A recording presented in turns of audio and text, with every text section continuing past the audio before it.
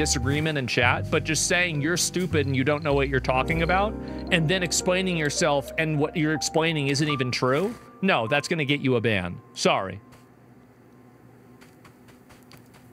Dropped, but mainly due to guilty pleas on the misdemeanor charges, with 4 still facing felony riot convictions. As their defense attorney is arguing at one point, this was a peaceful assembly, but the Kentucky judge just got frustrated, stating this was a riot, as 5+ people gathered with violent behavior, attacking the police. The simple fact you just look at the video, it's clearly not a peaceful. If you're standing in the road, it's not peaceful.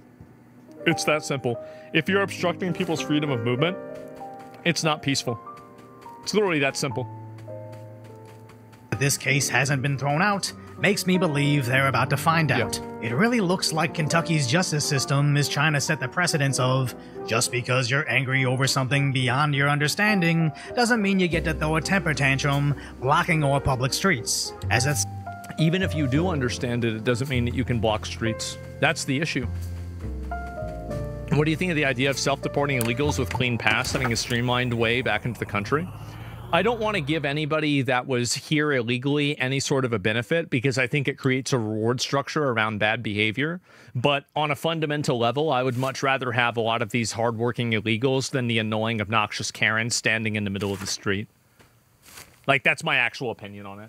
I think that we all agree that many of those illegals like America a lot more than these annoying Karens. But it's a bad precedent, and we can't do that, obviously. Sounds like a slippery slope, but there's a reason why in Florida, activists politely protest alligator Alcatraz from the safety of the side of the road. Isn't that crazy? Look how well behaved they are. This is what happens whenever the threat of being run over exists. You can easily make people do this.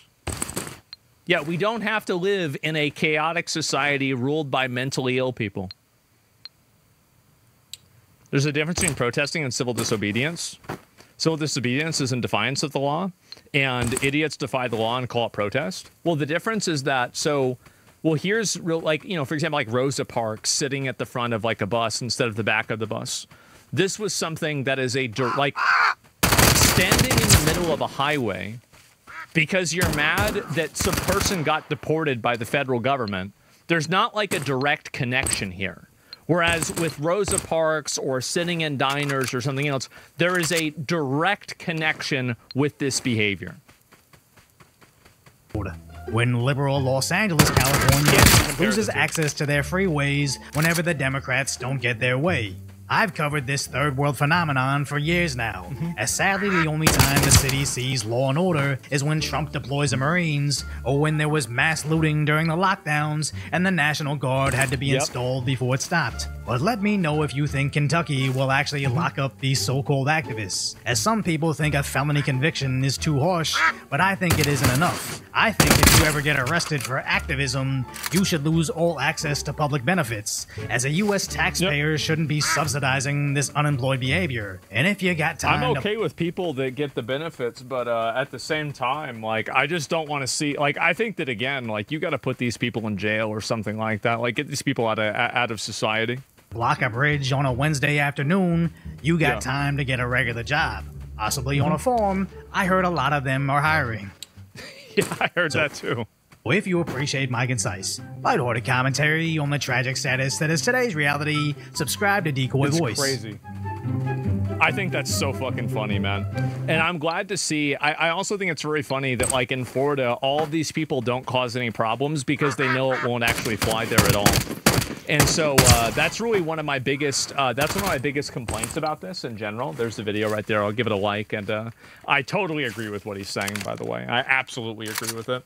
And, like, I think that, like, really all you have to do is impose consequences and the degree of actual accountability, and all of this stuff immediately evaporates.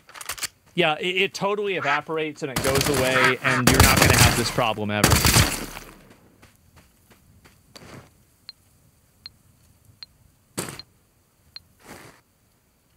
If this is what I think it is, it's going to be really fucking funny. So this super weird, out of touch guy, Mark Dara, made a video complaining about gamers. Mark Dara, an ex-dev from BioWare. Oh, and man. what's even more hilarious is how he's getting all upset in the comments of that He's video, so which mad. were definitely